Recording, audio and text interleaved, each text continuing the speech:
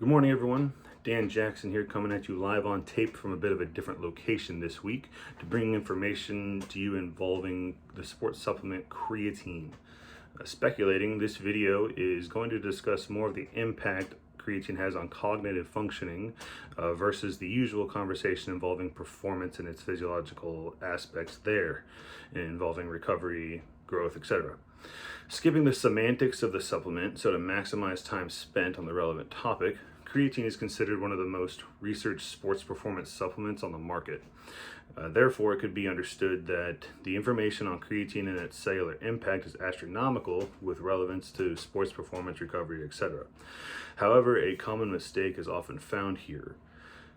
When mentioning creatine to the general population without reference to the amount of research that has been conducted, the generalized understanding is the use is for a specific type of sports performance only. For example, most creatine use is affiliated with strength and power performance and rarely associated with endurance training.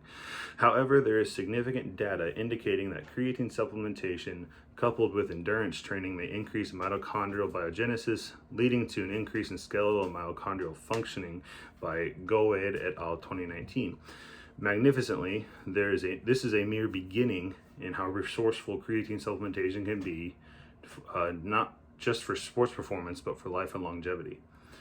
Research on creatine supplementation for cognitive functioning was brought into light with work from Watanabe et al. In 2002, when finding how creatine supplementation can similarly impact the brain as it does skeletal muscle.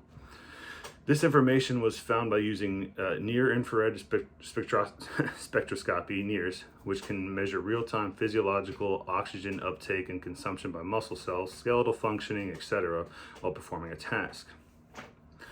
These findings indicated that mental fatigue may be reduced through the use of a creatine supplement. Further supporting this theory and adding to the notion 5 years later, McMorris et al. In 2007 brought about research conducted on elderly patients diagnosed with Parkinson's and Alzheimer's disease. Incredibly, they found that creatine consumption may increase memory capabilities and lessen Parkinson's-based tremors by increasing dopamine concentrations and glutamate reuptake by synaptic vessels. The information provided by these two studies sparked a magnificent chase in seeking creatine's cognitive and neurotransmission impact.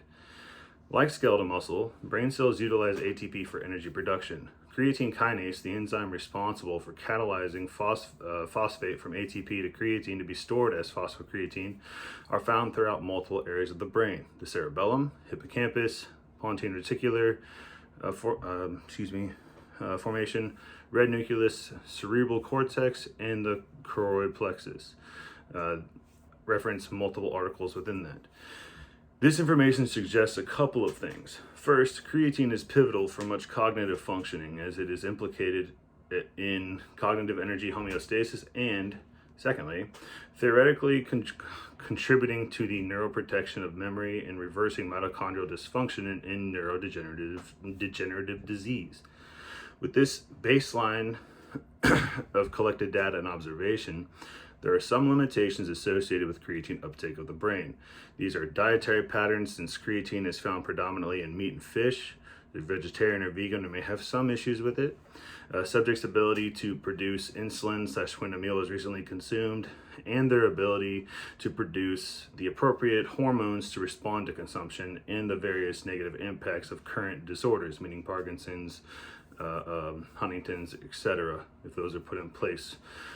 However, the majority of the research associated with all the potential matters that affect basal creatine levels and uptake capability, the data collected is still incredibly positive.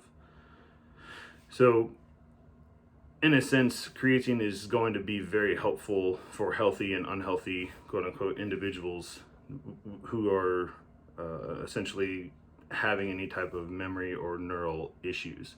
And that's very unique, since the general concept is pretty much surrounding recovery, performance, etc. And hopefully this newer data gets out and continues to be chased, as further investigation should likely happen. So thank you for watching. Have a wonderful day. Hopefully this is relatively informative.